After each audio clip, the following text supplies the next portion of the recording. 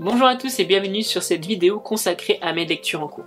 Allez, c'est parti, on y va. Le tout premier manga que j'ai envie d'aborder avec vous, il s'agit de Bloom Into You, sorti aux éditions Kana. Le 8e tome et dernier tome de la série paraîtra chez nous le 27 novembre. Bloom Into You est un yuri, c'est-à-dire un manga avec des relations 100% féminines, donc un FF pour tous ceux qui connaissent. On va suivre donc le quotidien de Yu, son quotidien au lycée, plus précisément le moment où elle va rencontrer Toko, qui est la responsable des étudiants, c'est la responsable du club des étudiants. Elle va se lier d'amitié très rapidement avec elle, mais va comprendre assez rapidement que Toko éprouve des sentiments amoureux envers elle, ce qui n'est pas forcément réciproque de la part de Yu. Il faut comprendre dans cette histoire que Yu n'est jamais tombée amoureuse, elle n'a jamais ressenti de papillon dans le cœur pour qui que ce soit, et elle va accepter quand même d'être celle que Toko aime. Donc elle va accepter l'amour de Toko sans pour autant lui rendre l'appareil. Elle va être très claire à ce sujet.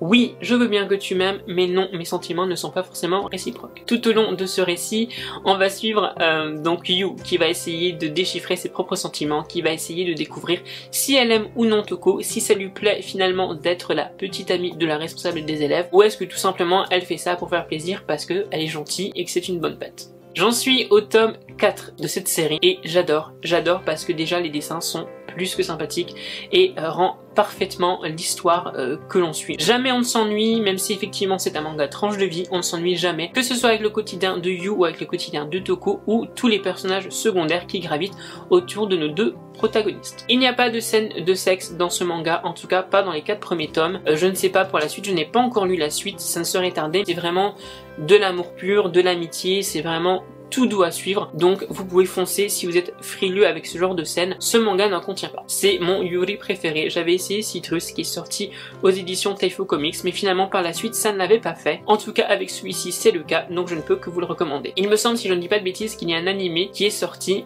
mais comme je ne l'ai pas vu, je ne peux pas vous le conseiller. Je vous conseillerais de toute façon toujours la version papier. Pour le prochain manga que je vais vous présenter, il s'agit d'un manga de chez Pika Édition et c'est So I'm Spider, So What, j'espère que je le prononce bien. Donc c'est un manga, comme je vous l'ai dit, qui est sorti chez Pika Édition. Le 2e tome est sorti très récemment au mois de novembre et la série est toujours en cours avec 7 tomes. On va suivre le quotidien d'une lycéenne qui, à travers une faille, une espèce de faille temporelle, une faille dimensionnelle, va se retrouver dans le corps d'une petite araignée. Une araignée de jeux vidéo, puisqu'on va voir à travers le récit la barre de vie diminuer, augmenter comme sa barre de pouvoir, ainsi que son level. C'est bizarre dit comme ça, mais franchement c'est un excellent manga, tout simplement parce qu'il est bourré d'humour et bourré d'action. C'est très plaisant de suivre cette petite araignée se battre contre différents démons, différents monstres pour pouvoir upgrader, et également différents humains, puisque oui, il y a des humains à travers ce manga. On ne comprend pas à travers ce tome 1 pourquoi elle est devenue une araignée et où va mener finalement sa quête, mais c'est vraiment ce qui est excitant à l'idée de lire la suite. Je ne me suis pas d'ailleurs procuré le tome 2 avec le confinement, c'est un peu compliqué, mais ça ne saurait tarder puisque ce manga a été un véritable coup de cœur. Il faut savoir que pour ma part, je suis arachnophobe.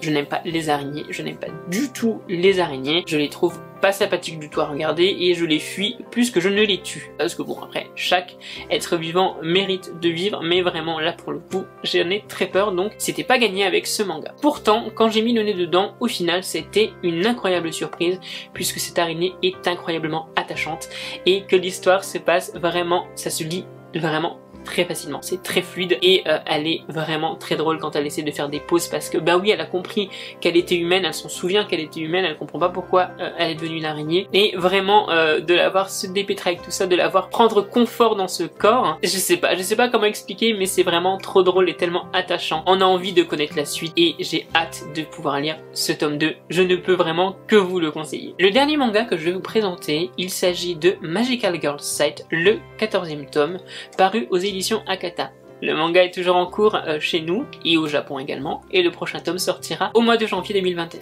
De quoi nous parle concrètement Magical Girl Sight? Il nous parle de Aya Asagiri, je vais plutôt dire Aya, ce sera beaucoup plus facile, qui est une jeune fille, donc une jeune femme au lycée qui se fait martyriser, qui se fait torturer par son frère, qui a une vie de merde, on va pas se le cacher, c'est vraiment une vie horrible, qui la pousse d'ailleurs au suicide. C'est-à-dire qu'un jour, elle rentre chez elle et elle a envie de se tuer. L'ordinateur s'allume et une administratrice, enfin, on va comprendre que c'est une administratrice, une femme, va arriver sur son écran et va lui dire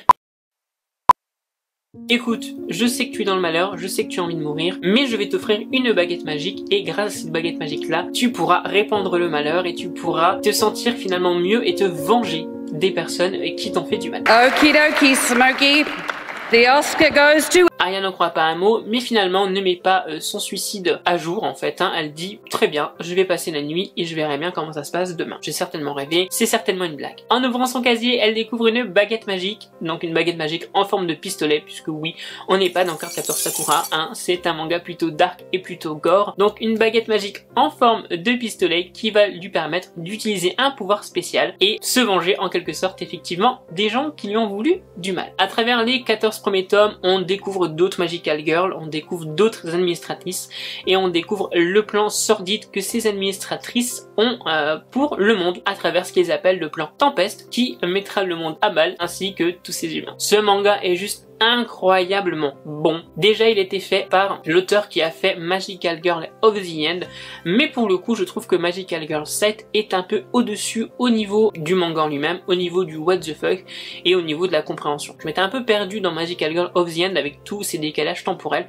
mais Magical Girl 7 est beaucoup plus simple à comprendre. Attention, le manga est gore, le manga est assez compliqué parfois à lire, notamment la torture que fait subir son frère envers sa jeune sœur d'ailleurs. Il y a aussi une scène avec un chat qui est assez compliqué à lire dans le premier tome si je ne dis pas de bêtises. C'est un manga qui vaut vraiment le coup, c'est un manga qui est juste incroyable, incroyable au niveau scénario, incroyable au niveau des dessins, tant par les administratrices que par les personnages. Et en plus de ça, les personnages sont vraiment attachantes. Toutes les Magical Girls sont plus ou moins attachantes et c'est vraiment un plaisir de le lire. Dans ce 14e tome, on va suivre la suite des combats entre les Magical Girls et les administratrices, mais je ne vous en dirai pas plus, puisque sinon ça vous spoil toute l'histoire et fatalement ça vous donnera peut-être plus envie de le lire. Ces 3 mangas que je vous ai présentés sont vraiment très différents mais ils en valent vraiment le coup. Je ne pourrais que vous les conseiller. Petit disclaimer quand même sur Magical Girl 7, je vous conseille quand même d'avoir plus de 14 ans quand même pour le lire parce que ça risque d'être compliqué au niveau des dessins. J'espère que tout va bien pour vous, j'espère que vous prenez bien soin de vous et on se retrouve très bientôt pour une prochaine vidéo, je ne sais pas encore laquelle. Là encore une fois, je vous laisserai le suspense. Prenez soin de vous, bye bye.